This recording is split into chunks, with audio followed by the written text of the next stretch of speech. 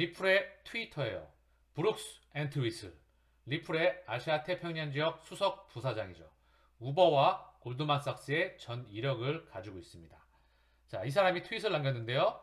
2천만 명에서 4천만 명의 미국인이 아직 암호화폐와 상호작용하지 않았지만 은행을 통해서 자산에 액세스할 수 있다면 고려할 것입니다. 많은 미국인들이 아직 디지털 자산에 참여하지 않고 있다.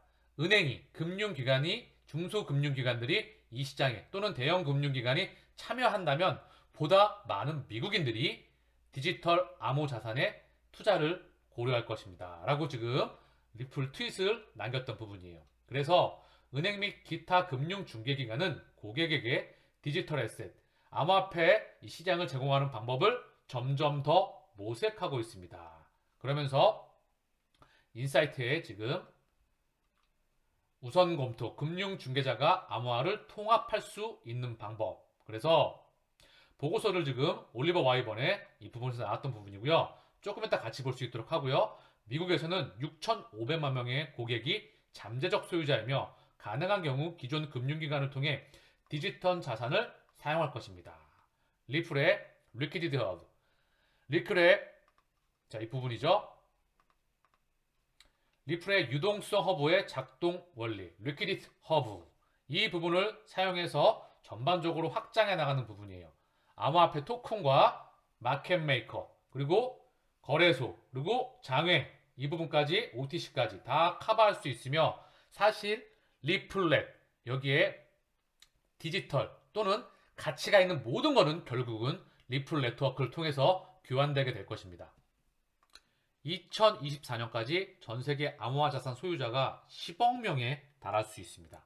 2024년까지 10억 명. 이 캐파와 이 추이는 더 폭발적으로 증가하리라 생각합니다.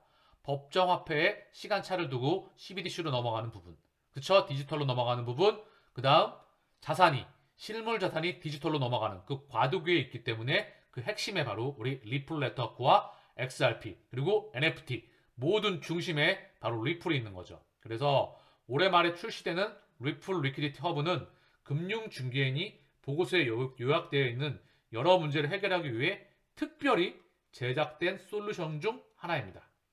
리플의 수석 엔지니어링 이사인 브래드 케이스는 암호화폐 분야에서 10여 년간의 경험을 통해 리플은 블록체인을 활용하여 금융기관에 서비스를 제공한 실적과 함께 암호화폐 우선 제품을 구축하는데 필요한 사항에 대해 깊이 이해하고 있습니다. 리퀴디티 허브를 출시할 때 리플의 전문 지식과 기능을 간단한 API 뒤에 패키징하여 전체 기술 스택을 재구축하지 않고도 최종 사용자에게 암호화를 쉽게 제공할 수 있습니다. 올리버 와이번, 리플의 바로 그 보고서입니다.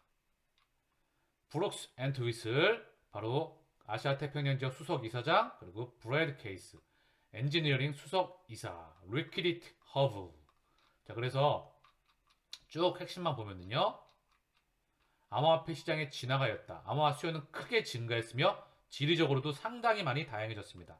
암호화 자산은 3억 명의 소유자가 있는 1조 달러의 시장으로 성장했습니다. 최근 기관의 채택이 증가했지만 이러한 소유자의 대다수는 소매 고객입니다.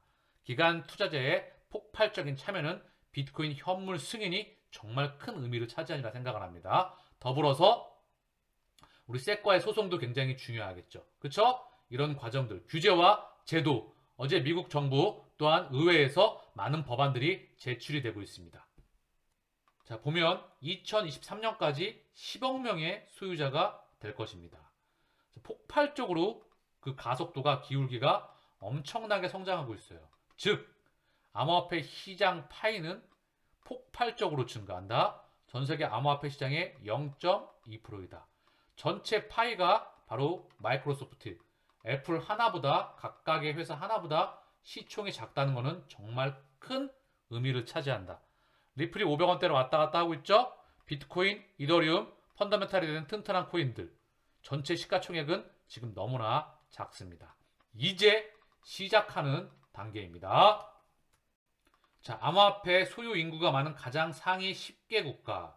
인도, 미국, 러시아, 나이지리아, 브라질, 기타 등등의 국가들이 나와 있는데요. 쭉 나와 있는 부분이고요. 현재 미국의 채택률은 현재 8%로 증가하고 있으며 책책률이 더 높은 다른 국가와 비슷하다. 자, 중국이 사실 많이 커지리라 생각을 합니다. 지금이야 살짝 이 자료에서 빠져 있지만 중국이 거래 금지와 채굴 금지 이 부분은 100% 돌아올 수밖에 없다.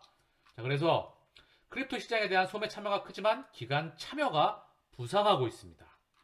블록체인 기술은 기존 프로세스를 개선할 가능성이 있습니다. 개선되죠? 중앙화가 되는 부분은 중앙화로 가지만 중앙화보다 탈중앙화 아닌 협업 사실 그리고 좀 더 많은 그런 효율적 그런 부분들로 인해서 그 진화가 되는 부분이에요. 그래서 융복합되는 부분이고요. 디지털 자산, 암호 자산, 대체 불가능한 토큰, 대체 가능한 토큰 큰 카테고리의 디지털 에셋이 있다. 여기에 바로 CBDC가 언급되고 있습니다. CBDC, 토큰화 증권, NFT. 자, 그 다음 토큰, 스테이블 코인 이런 부분이 언급되고 있고요. 전통적인 금융 중개자들은 이 새로운 시장에 참여하는 방법을 모색하고 있습니다. 이 리포트의 핵심이죠. 전통적인 금융기관, 은행이 이 시장에 참여를 하면서 브로커리지, 연결 통로를 만들어줘야 된다.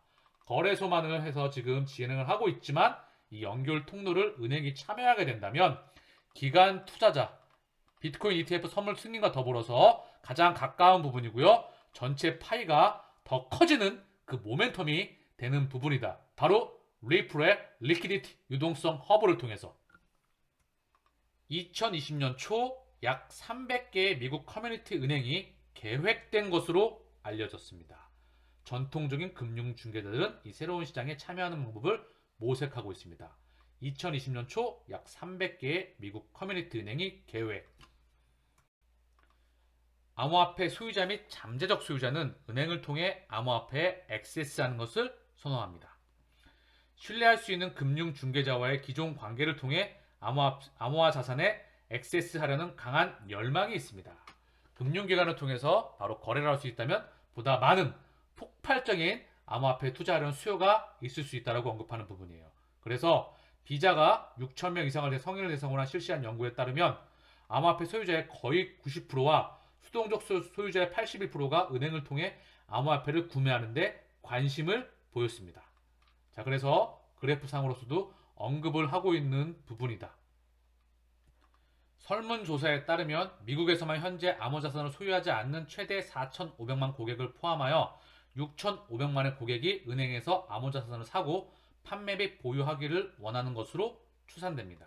그래서 참고사항이겠지만 은행을 통해 보유하는 데 관심이 있는 현재 암호화 자산 소유자, 자, 이 부분 25, 그리고 암호화 자산을 소유하고 있지 않지만 은행에서 가능하다면 그렇게 할 가능성이 있는 개인, 그래서 20에서 40, 총 45에서 65, 즉 4,500만 명에서 6,500만 명의 고객이 잠재적인 수요가 있다라고 지금 언급하는 부분이에요.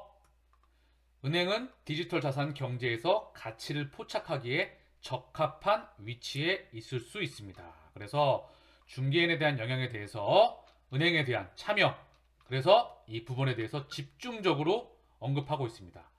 크립토 에셋 시장은 여기서 어디로 이동합니까? 크립토 생태계 참여자가 가장 큰 가치가 있는 곳으로 크립토 경제가 어떻게 진화하는지에 크게 좌우됩니다. 오늘날 2조 달러의 규모 시장, 시가총액 기준 2조 달러, 아직 한참만이 남았습니다. 그쵸?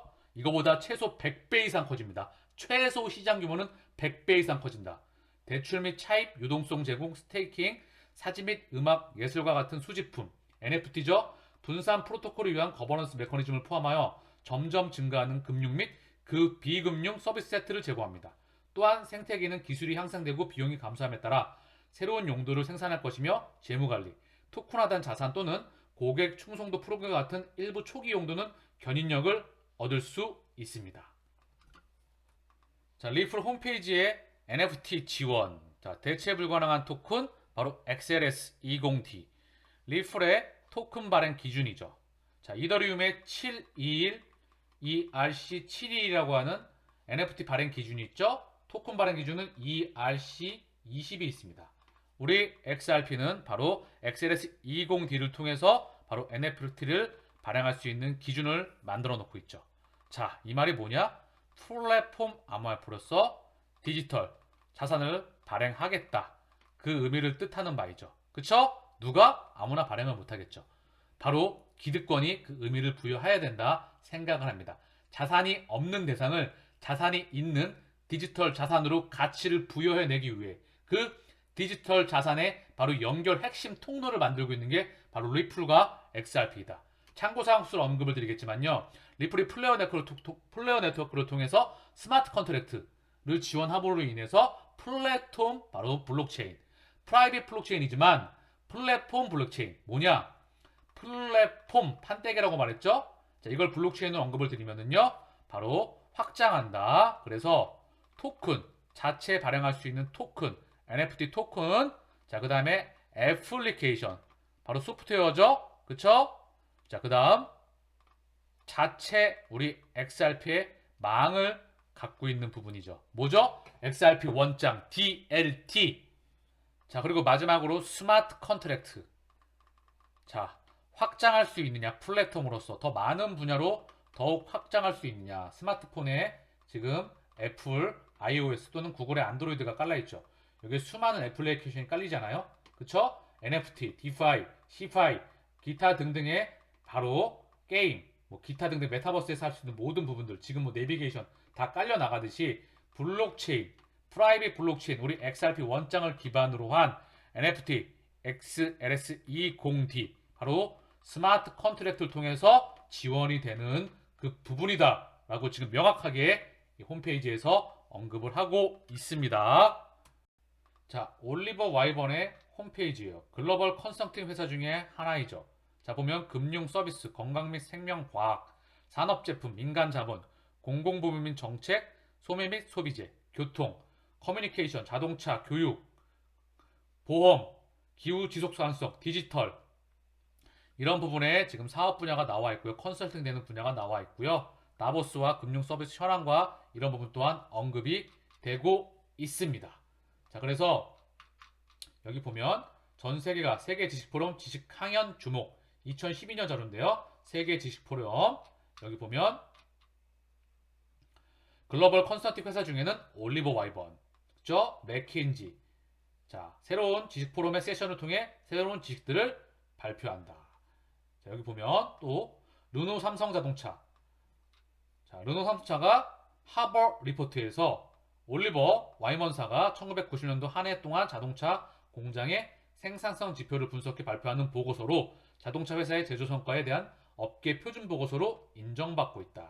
자, 올리버 와이번에 대한 언급이 나오고 있는 부분이고요. 올리버 와이번 보고서 NHN 글로벌 60대 기업 진입. 자, 발표를 하고 있는 부분이고요.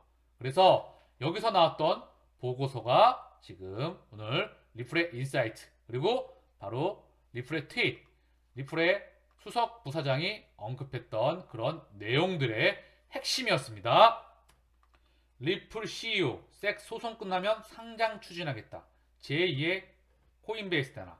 조지아 총리와 블록체인 규제 관련 대화 나눠. 그래서 섹과 지루한 법적, 정말 지루하게 질질 끌고 있죠. 아주 의도적인 게 저는 보인다고 생각을 해요. 블록체인 해외 송금 프로젝트 리플 채비공자 브래딩 알리언스가 소송이 끝나고 회사가 상장될 가능성이 매우 높다고 말했다. 그래서 비즈니스 인사이트에 따르면 스위스 다보스에서 열린 세계경제포럼 연차 총회에 참석한 리플 CEO는 IPO 공개 가능성에 대한 직접 질문을 받았고 어느 시점에서는 가능성이 매우 높다. 자, 이러한 이슈가 나오고 있습니다. CNBC에 따르면 갈링하우스는 블록체인 업체 인수에도 관심을 갖고 있다고 말했다. 아울러 그는 미국 규제기관이 더 명확하고 확실한 암호화폐 규제를 내놔야 한다고 촉구했다. 자, 현재 크립토 마켓의 전체 시가총액이 상당히 많이 빠그러져 있죠. 그쵸? 나스닥도 고점 대비 마이너스 30% 가까이 빠졌다. 코로나 팬데믹 때 마이너스 32%였다. 시장이 상당히 현재 좋지 않다. 자, 전 세계 미디어와 핵심 기득권이, 그리고 FMC, 연준과 IMF 총재와 ECB 총재와 기타 대부분의 금융 기득권이 암호화폐 좋지 않아. 지금 그리고 테라 사태로 인해서 현재 스테이블 코인에 대한 우려, 이런 부분들로 인해서 시장을 상당히 많이 빠그러뜨려 놨죠. 그쵸? 그런데 자, 시장이 과연 돌아나갈 수 있느냐? 오늘은 이 한 가지 언급을 드리고 마칠 수 있도록 하겠습니다. 예전에 나스닥이 고점 대비 30% 빠져있죠? 그리고 금융위 2008년도 이전에는 연준이 금리를 한 번 올리면 끝까지 올렸어요.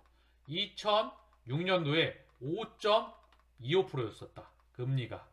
그런데 지금은 그 전에 2.5%가 상단이었고 금리 올려봐야 현재 1%대에 있다. 과연 고점 중립금리가 몇 프로에 있을지 모니터링이 필요하겠지만 2008년도 이전과는 180도 달라진 연준의 모습을 어디서 찾을 수 있냐? 어디서 과연 확인할 수 있냐? 바로 연준이 금리를 한 번 올리면 끝까지 올렸던 그 기반 장단기 금리 역전 현상을 들어보셨을 거예요. 이 지표가 나오면 여지없이 실물 경제는 시차를 두고 꺾여갔습니다. 그 이유를 살펴보죠. 이게 지금은 먹히지가 않는다. 결론부터 말씀을 드리면 왜? 장기 미국은 미국채 2년물과 미국채 10년을 장단기 차이의 기준물로 봅니다. 2년과 10년. 한국은 1년과 3년으로 봐요. 그래서 보통 장기 금리가 더 높죠. 그리고 단기 금리가 더 낮습니다. 얘는 미국 FOMC, Fed의 영향을 받아서 금융 정책의 영향을 받고요. 미국채 10년은 미국 시장 금리의 대표적인 기준입니다. 그리고 얘는 미국 모기지 금리와 부동산 시장의 금리를 자동적으로 조절해주는 기능이 있어요. 그런데 얘가 경기가 좋으니까 선반영해서 또 움직이겠죠. 그럼 당연히 얘가 금리가 높아야 되는데 얘가 금리가 더 단기 금리보다 낮아지는 거야. 그리고 단기 금리가 더 높아지는 거예요. 페드가 금리를 한 번도 쉬지 않고 계속 올리니까 계속 올라가는 거죠. 페드가 금리를 계속 올리니까 장기 금리는 경제 성장률이 위축이 되면서 불안한데 하면서 꺾이기도 하고 실제 실물 경제가 얘는 실물 경제와 많이 연동을 해요. 물가와. 그래서 꺾여지게 된다는 거죠. 그러면 이게 은행 입장에서 어떻게 되는 거냐? 은행은 어떻게 되는 거냐면 은행은 단기로 자금을 조달해서 장기로 빌려줍니다. 자, 그런데 단기 조달 비용이 높아지면 어떻게 되죠? 은행은 조달 차입 비용이 올라가는 거예요. 그리고 장기 바로 판매 가격 원가가 올라가고 판매 가격이 떨어지니까 팔 이유가 없는 거야. 돈을 팔 이유가 없는 거죠. 그럼 어떻게 해요? 수도꼭지를 잠가버리는 거예요. 잠가니까 어떻게 돼요? 금융, 가계기업, 정부 여기에 가계기업에 돈이 흔들리니까 어떻게 되죠? 당연히 실물 경제는 위축됐습니다. 그래서 당연히 이 위치가 이해가 가시죠? 은행이 수도꼭지를 잠가버리면 당연히 실물 경제는 바로 빠그러질 수밖에 없겠죠. 그래서 그 이전에 2008년도 이전에 장단기 금리의 역전 현상은 바로 실물 경제와 자산 시장의 최악의 신호로서 시간차로 바로 두고 반영이 되었었죠. 근데 2008년도 이후에 어떻게 바뀌었냐? 바로 이 단기물과 장기물에 바로 연준이 다 개입하게 되죠. 자, 천문학적인 4조 5천억 달러를 통해서 3번에 가까운 양적 완화를 찍어대면서 미 국채와 그리고 MBS라고 하는 주택 모기지 저당 증권 파생 상품을 매입했죠. 현재 이 자산 규모가 9조 달러에 이르게 됩니다. 장기물에도 관여하게 되고요. 자, 또 뉴스를 통해 보였죠. 이 단기물에도 관여하게 돼요. 미국의 레포, 한국에는 RP라고 해서 환매 조건부 채권, 별거 아닙니다. 채권 묶어가지고 단기로 국채 이런 안전자산을 은행에 있는 거를 일주일 동안 빌려줘가지고 여기에다가 금리를 매기는 거예요. 어쨌든 단기물에도 이 레포 시장에도 관여를 하게 되니까 이 시장의 금리를 다 인위적으로 조절을 한다. 그래서 이 장단기 금리에 다 관여를 하게 됩니다. 그래서 2008년도 이후로는 지금 이 장단기 금리의 역전 현상이 먹히지가 않고 있어요. 역전되다가도 다시 제자리를 찾아가. 연준이 관여를 하면서. 자, 그리고 지금 인플레이션이 또 들어가게 됐죠. 조금은 어려울 수 있지만 결국은 연준은 금융시장을 모니터링하면서 다음번 FOMC를 우리가 주목해 봐야 된다라는 부분을 알 수 있다는 부분이죠.